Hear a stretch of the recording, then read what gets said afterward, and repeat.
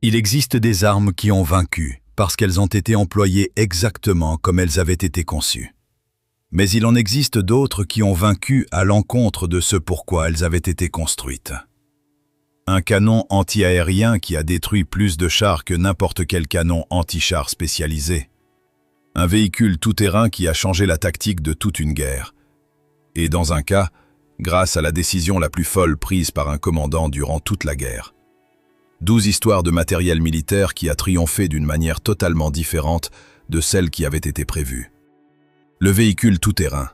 En juillet 1940, l'armée américaine a envoyé à 135 constructeurs automobiles le même cahier des charges.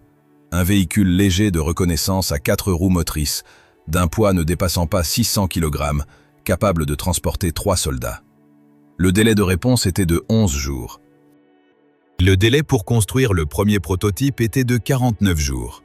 Seules 3 entreprises ont répondu, Bantam, Willis et Ford. Ce qui en est finalement sorti était initialement pensé comme un remplacement de la motocyclette. Un véhicule de liaison, un éclaireur léger pour la ligne de front. Personne n'imaginait que cela allait changer toute la tactique de la guerre.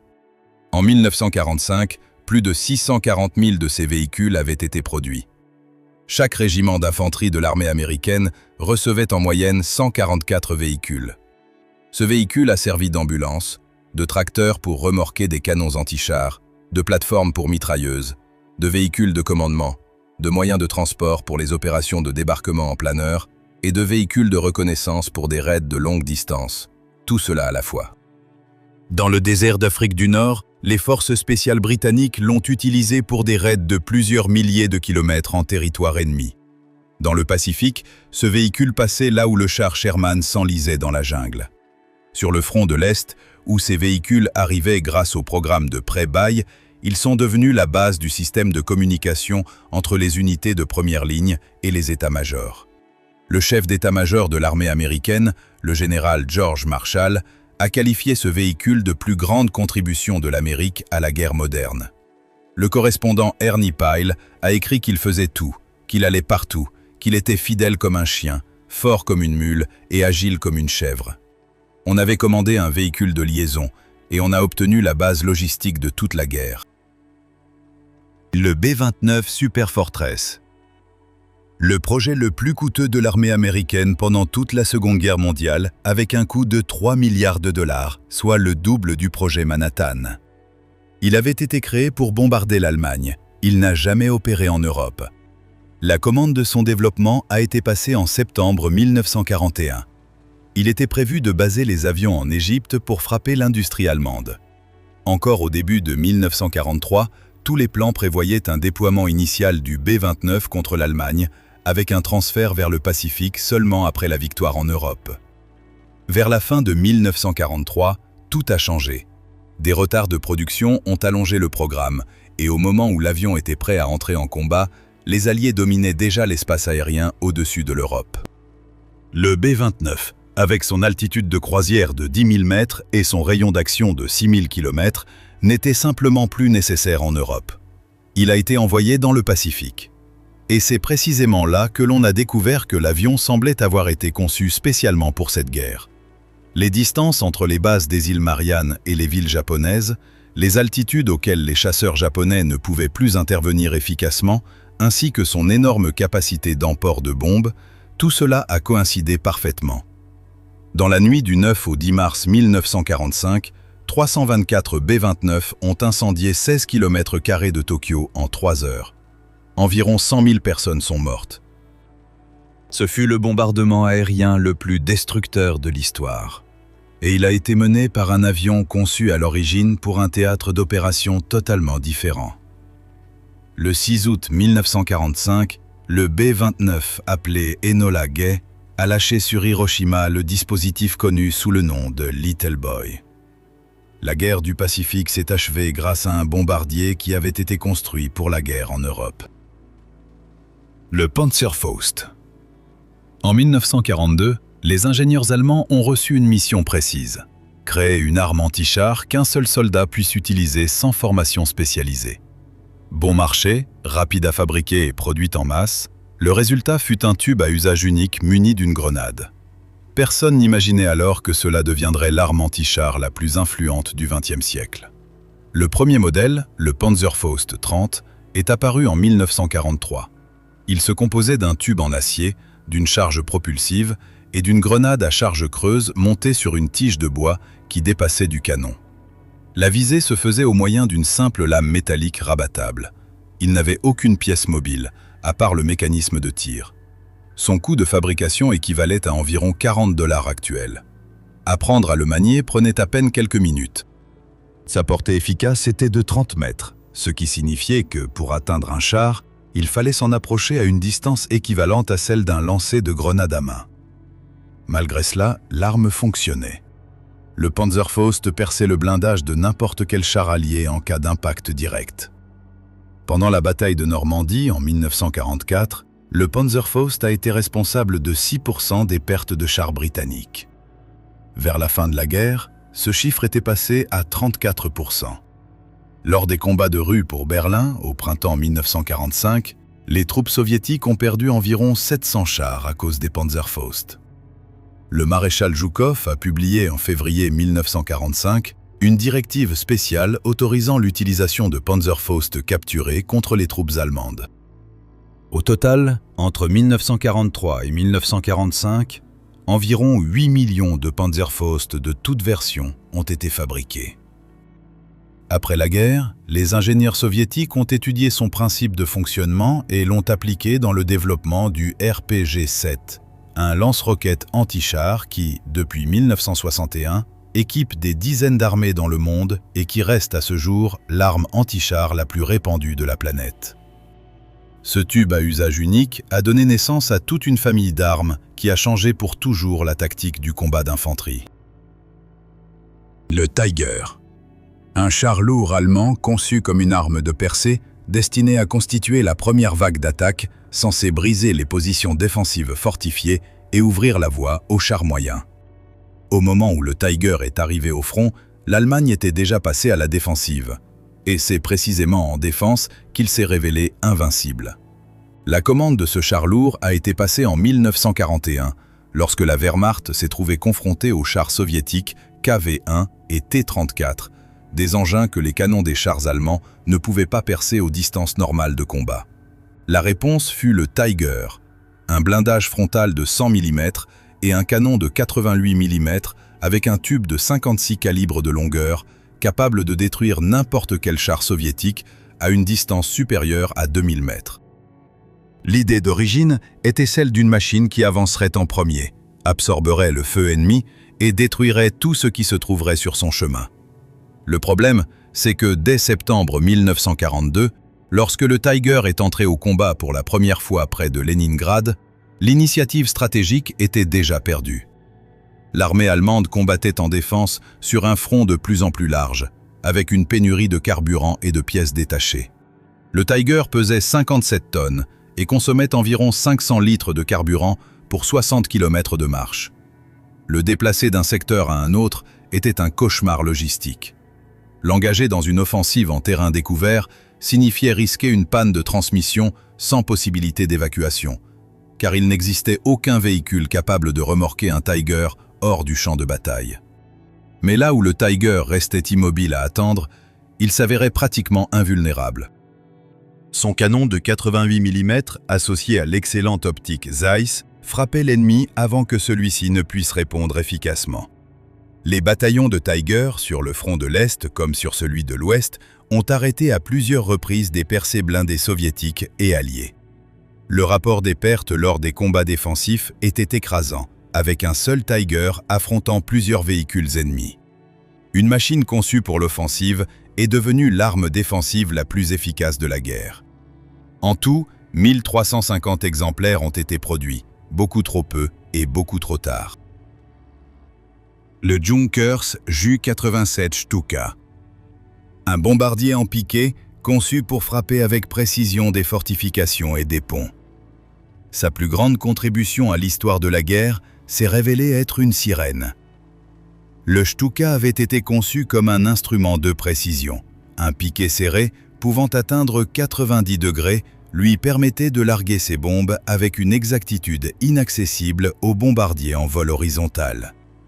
Des aérofreins spéciaux sur les ailes empêchaient l'avion d'accélérer au-delà de la vitesse calculée, gardant ainsi la vitesse de piqué sous un contrôle strict. Un système automatique sortait l'avion du piqué si le pilote perdait connaissance sous l'effet des forces G. L'idée d'origine était celle d'une arme de haute précision pour soutenir les troupes au sol. Mais quelqu'un, selon certaines sources Ernst Udet et selon d'autres Hitler lui-même, a eu l'idée d'installer des sirènes à hélice sur le train d'atterrissage. On les a appelées les trompettes de Jéricho. Pendant le piqué, le flux d'air faisait tourner les pales et la sirène produisait un hurlement aigu et croissant audible à plusieurs kilomètres de distance. Cela n'avait aucune fonction de combat, seulement un effet sonore. Le général français Édouard Ruby a décrit plus tard cet effet. Les artilleurs abandonnaient leurs canons et se jetaient au sol, et l'infanterie se figeait dans les tranchées avant même que les bombes ne tombent.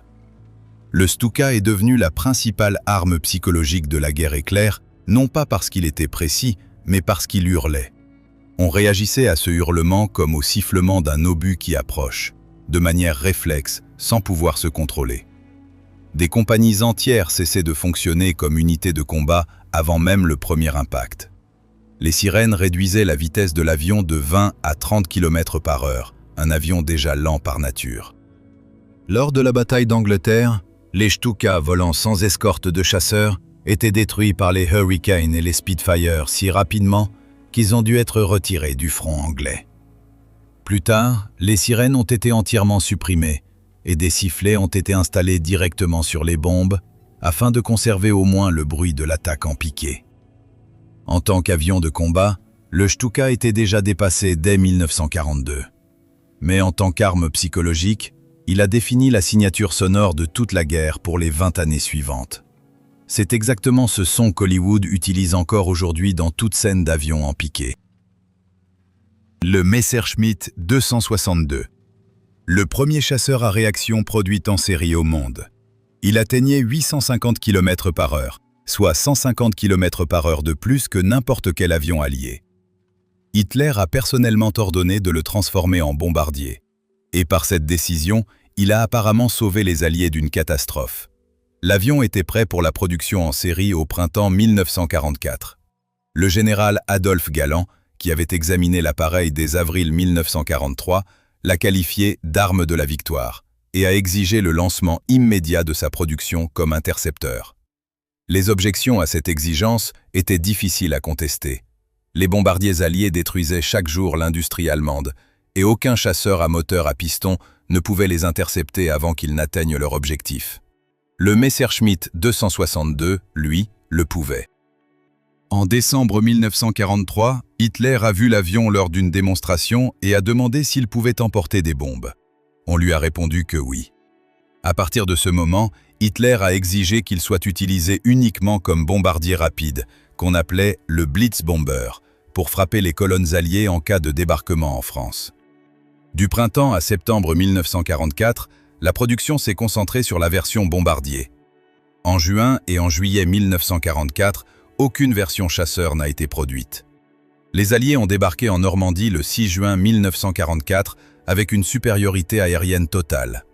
Galland a écrit plus tard dans ses mémoires que si le Messerschmitt 262 avait opéré en nombre suffisant comme chasseur-intercepteur, les Alliés n'auraient jamais obtenu cette supériorité aérienne et le débarquement aurait été impossible ou aurait été extrêmement compromis. C'est une hypothèse contrefactuelle, mais elle n'est pas dénuée de fondement. 1433 avions ont été construits. Jamais plus de 200 n'ont participé simultanément au combat. L'ordre de le transformer en bombardier a retardé de 6 mois son entrée en service comme chasseur. Ces 6 mois ont suffi aux Alliés.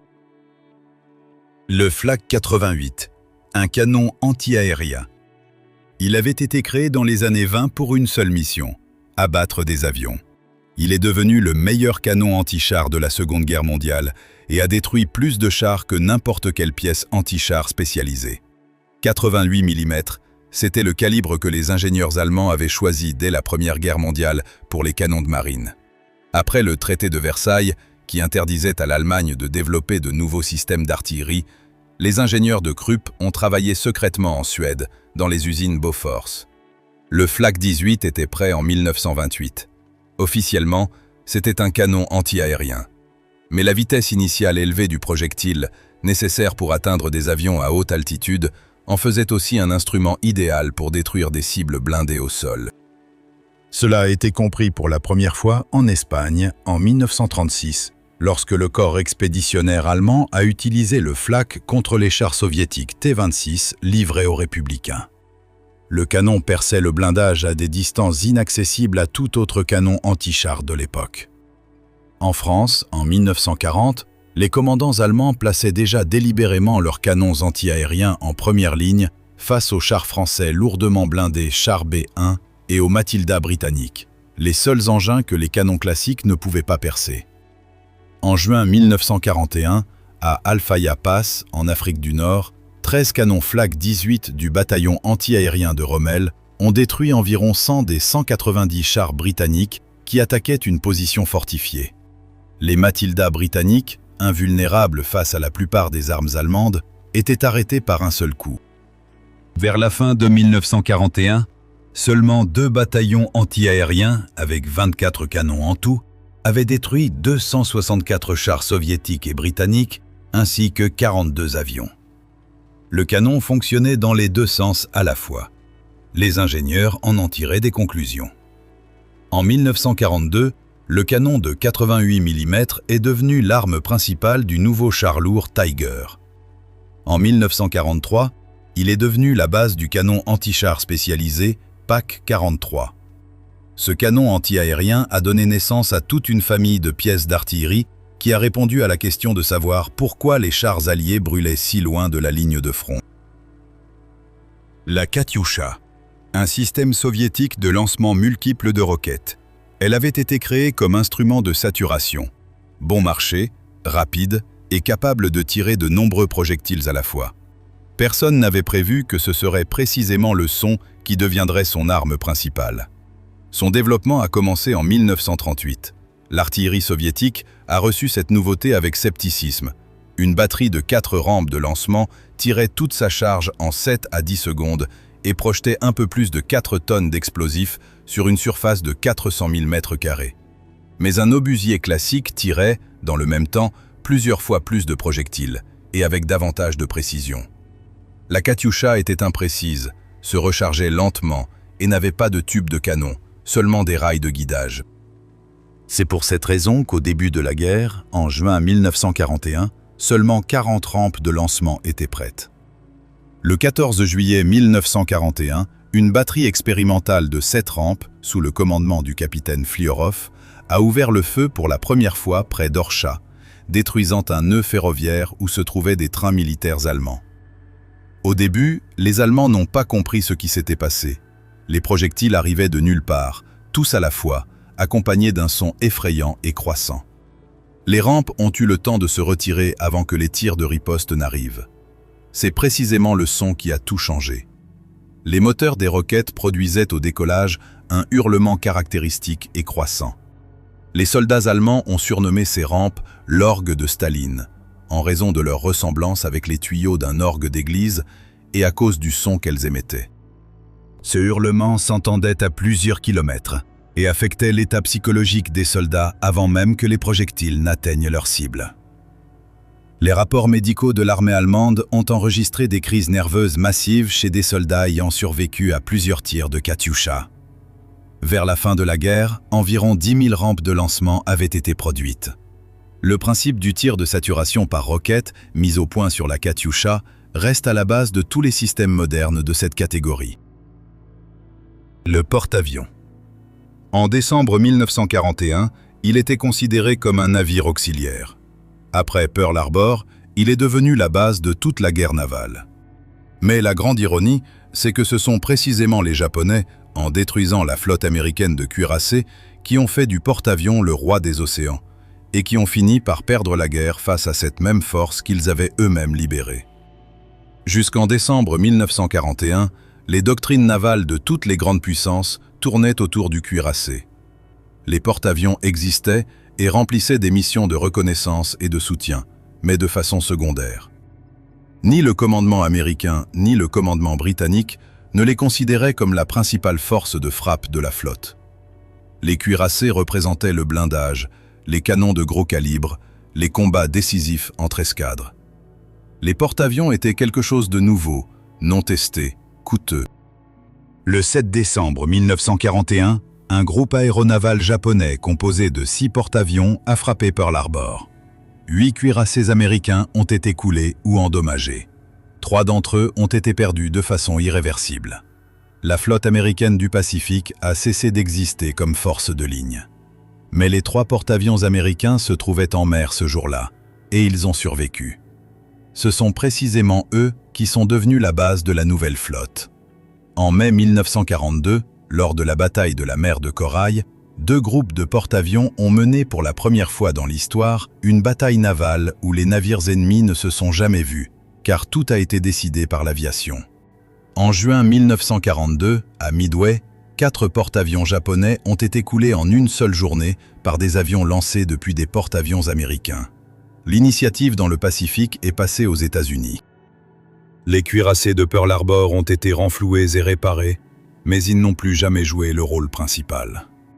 La guerre du Pacifique est devenue une guerre de porte-avions.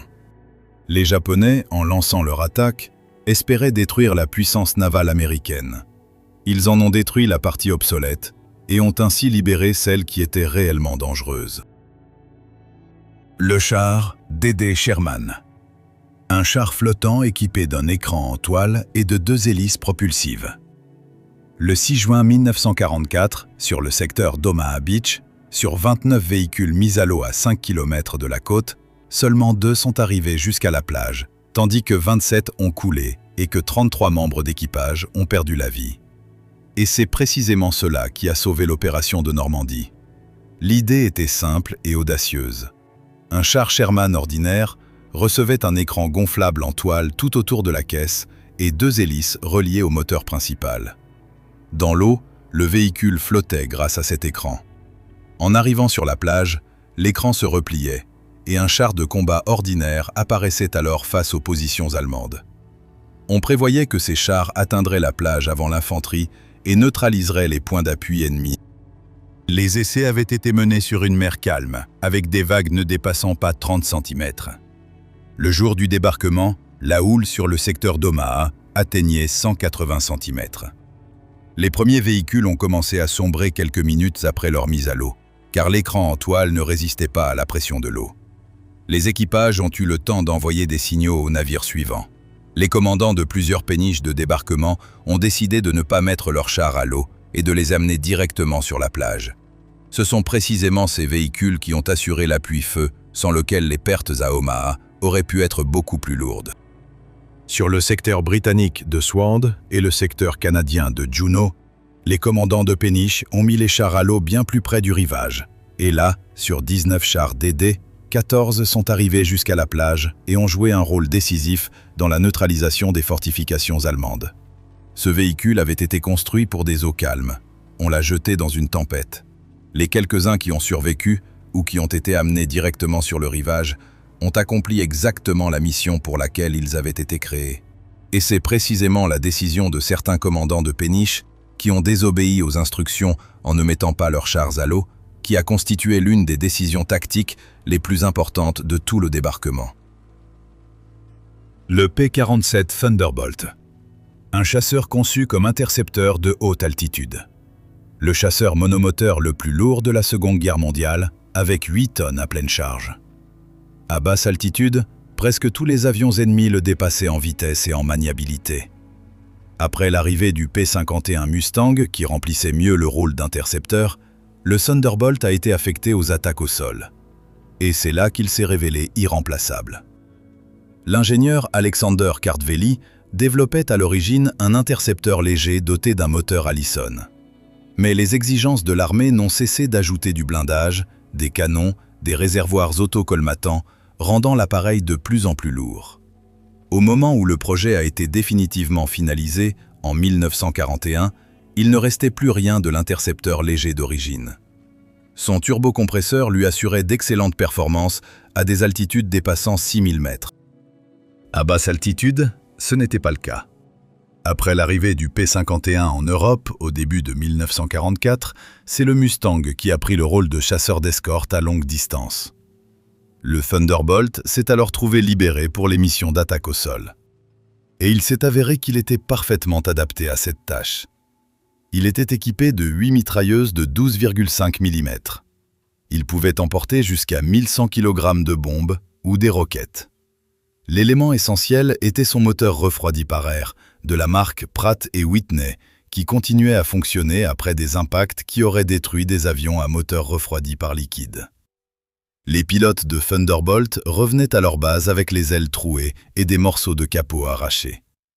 Pendant la guerre, les Thunderbolt ont détruit environ 9000 locomotives ferroviaires, 6000 véhicules blindés et environ 86 000 wagons de train. C'est précisément le Thunderbolt qui a paralysé la logistique allemande en France après le débarquement de Normandie.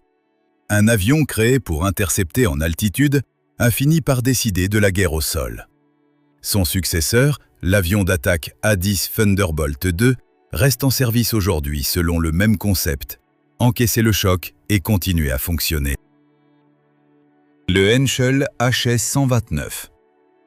Un avion d'attaque allemand spécialement conçu pour détruire des véhicules blindés. Lors de ses premiers essais en 1940, la Luftwaffe a refusé de l'accepter. Ses moteurs étaient trop faibles, la visibilité depuis le cockpit était épouvantable et il était presque incontrôlable. Une seule chose l'a sauvé. L'Allemagne venait de vaincre la France et avait capturé des centaines de moteurs d'aviation français, Gnome et Rhône. Les moteurs allemands Argus développaient chacun 465 chevaux. C'était catastrophiquement insuffisant pour un appareil doté d'une coque blindée et d'un armement lourd. Le moteur français Gnome et Rhône 14M fournissait 700 chevaux. La différence était fondamentale. En 1941, l'avion a été modifié pour utiliser ces moteurs capturés, et il a enfin pu voler comme un véritable appareil de combat. Un projet raté a été sauvé grâce à l'armement d'un adversaire. Vaincu. Sur le front de l'Est, le HS-129 s'est progressivement transformé en chasseur de chars spécialisé.